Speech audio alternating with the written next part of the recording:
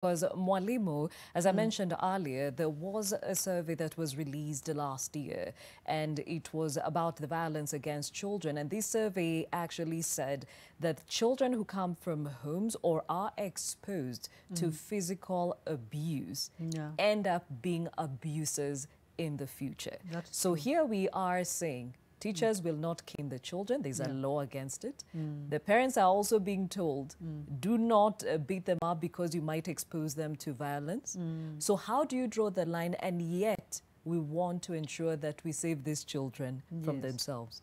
Now, when it comes to the cane, that reminds me, when the Bible talks about the question of the rod, it talks about the rod of correction, not the rod that maims the child. You know, the two things are very different.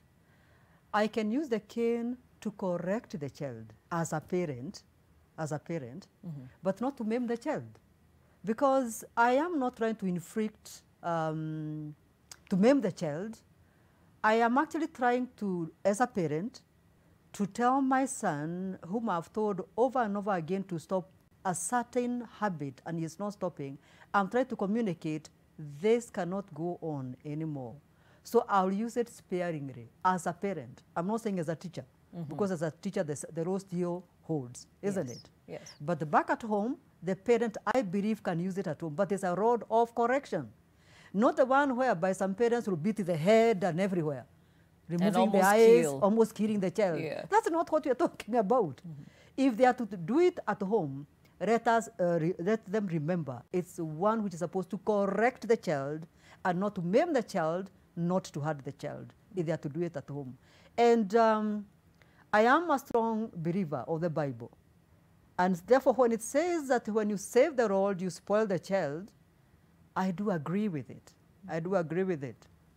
And then again, it talks about that when you beat your child with a rod, he will not die. Again, it's a question of which kind of a rod are you using, not one which is going to kill the child. Are we together?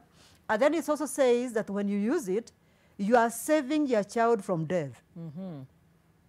So you use it, and you know you started early there. You're not starting when they are teenagers. You're not starting when they are adolescents. It is when they are down there. That is when you're starting it as a parent. And that's what I'm saying. They cannot run away from it. As a parent, they cannot run away from it. Anybody else can, but not a parent. A parent must know what he's supposed to do. And then even as we talk about the road, there's something that is very important. Train up the child in the way he should go. Before we even think as a parent of beating this child, have you trained the child? Does your son or your daughter know what is supposed to be done in this family and what is not supposed to be done? You need to communicate, because as you're punishing, what are you punishing for?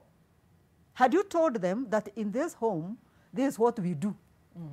In the evening, when you go out there, by 7 o'clock, you should be at home. Are there such ground rules? Are they there? Are there boundaries that you have set as a family? I hope Kenyans are getting it. Yes. Because if they have not set ground rules, they have got no reason to beat out their children. Because they're punishing them for what? Because you can only punish, even in Kenya, we have got law. And you know, if I kill somebody, I know I'm going to go to, you know, or I may even be sentenced to death. I know that, isn't it? So every family must have boundaries.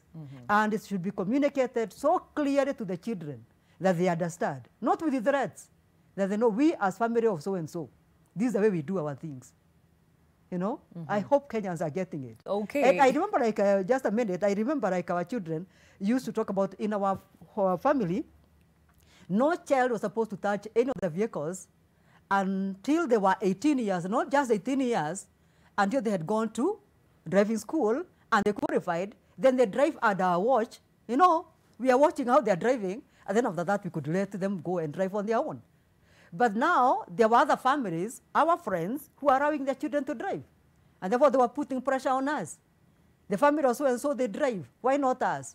And we had to tell them, look here, this is the family of Fio Kongo. And in the family of Fio Kongo, nobody touches the steering until you are 18 and you go to driving school. So let families have boundaries. And either communicate well and train their children. All right.